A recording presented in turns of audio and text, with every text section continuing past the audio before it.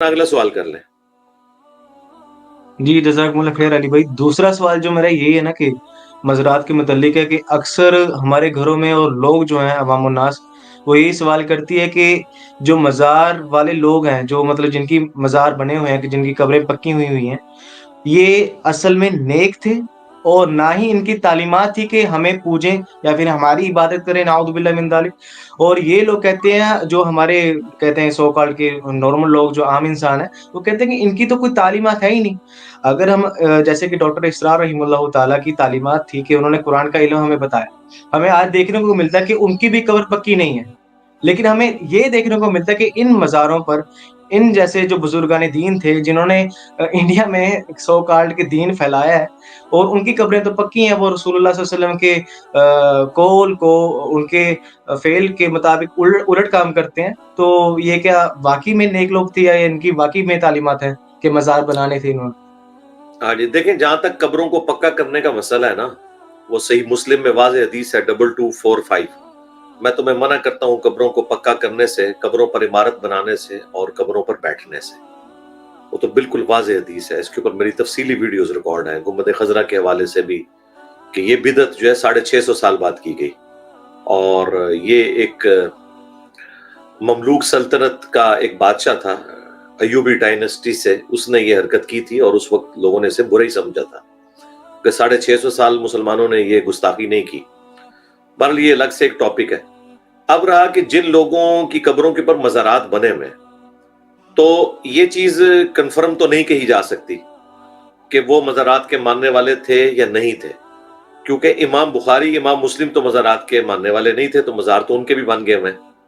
Basically یہ حکمرانوں کے زیر اثر سارے معاملات ہوئے, اس لیے وثوق کے ساتھ جب تک کہ کسی شخص کی اپنی تعلیمات ہمیں نہ مل جائیں اس وقت تک ہم کسی کے اوپر اس طرح فتویٰ لگا نہیں سکتے. تو امام بخاری امام مسلم کے بارے میں تو میں وثوق سے کہہ سکتا ہوں کہ انہوں نے تو اپنی کتابوں میں احادیث کی وہ احادیث نقل کی ہیں. یقیناً انہوں نے اپنے مزارات نہیں بنوائے, نہ انہوں نے کوئی وصیت اس طرح کی ہے, چونکہ حکمران بعد میں آئے اور حکمرانوں کے زیر اثر یہ سب کچھ ہو گیا. جس کا سب سے بڑا ثبوت یہ ہے کہ جو ائمہ اہل البیت ہیں ان کی جو قبریں ہیں بقیہ غرقد قبرستان کے اندر جن کے اوپر مزارات بنے ہوئے تھے, تو سیدہ فاطمہ سلام اللہ علیہا تو نبی الاسلام کے آلموسٹ 6 مہینے کے بعد فوت ہو گئی, اور خلافت راشدہ 30 سال کے بعد ختم ہوئی. یعنی خلافت راشدہ کے تقریباً آپ وہ 24 یعنی 30 سال ہی آلموسٹ یا 29.5 سال کہہ لیں, جس میں سیدنا علی کے بھی آلموسٹ 5.5 سال شامل ہیں. تو سیدہ فاطمہ کا تو مزار نہیں بنایا گیا, ان میں ان کے شوہر بھی خلیفہ راشد رہے, انہوں نے نہیں بنایا. تو اس کا مطلب ہے کہ یہ قبے بنانا جو ہے یہ بعد کا کام ہے. لیکن سلطنت عثمانیہ نے یہ مزار بنائے جس کو سعودی حکومت نے گرایا, اور یہ کہتے ہیں مزارات شہید ہو گئے. بھائی شہید تو ہوتی ہے حلال چیز, سور کو اگر مارا جائے گا تو یہ تو نہیں کہیں گے ہم کہ سور شہید ہو گیا, وہ قتل ہوا. مزار تو بنانا ہی حرام ہے, تو ان کو جب توڑا جائے گا تو وہ مزارات جو ہے وہ ختم کیے گئے, مزارات گرائے گئے, شہید نہیں کیے گئے.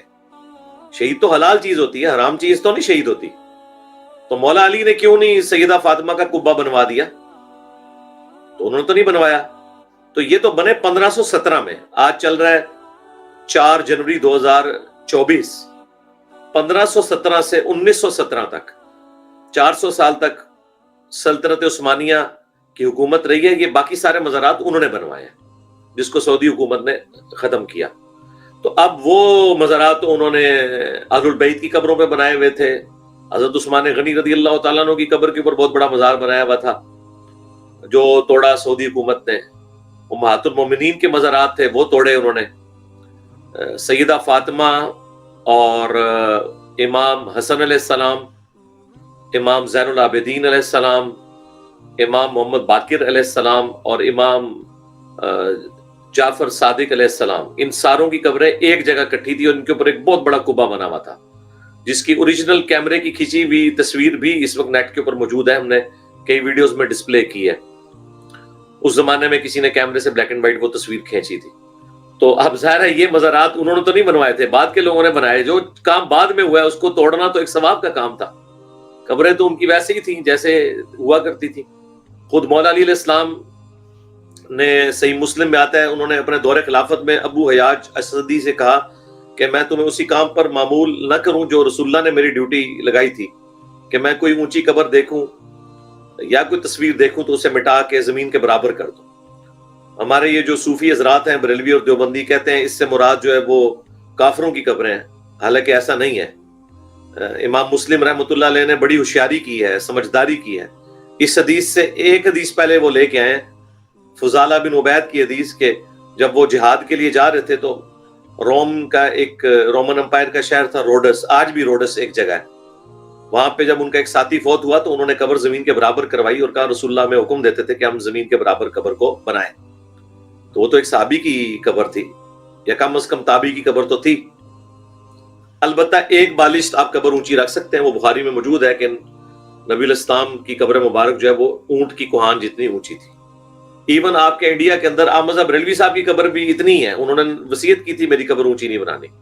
آپ ان کے مزار کی تصویریں دیکھ لیں اندر کی قبر کی, ان کی قبر بھی ایک بالش سے اونچی نہیں ہے. تو یہ تو بعد کے لوگوں نے یہ ساری خرافات شروع کی ہیں.